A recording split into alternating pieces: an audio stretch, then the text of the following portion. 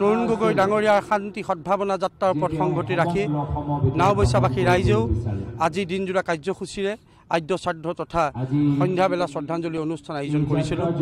আজি এতিয়ালৈকে আমাৰ নাম প্ৰসংগ চলি আছিলে আৰু এতিয়া আমাৰ মাজত উপস্থিত হৈছে আমাৰ সকলোৰে আদৰৰ নেতা গৌৰৱ গগৈ ডাঙৰীয়া, তৰুণ গগৈ ঈশ্বৰৰ জ্যেষ্ঠ পুত্ৰ, সুযোগ্য সন্তান। গতিকে আজি তেখেত আহি উপস্থিত হৈ আমাৰ অনুষ্ঠানটো সাফল্যমণ্ডিত কৰি দিয়াৰ কাৰণে তেখেতলোকক আন্তৰিকতাৰে ধন্যবাদ জ্ঞাপন কৰিছোঁ।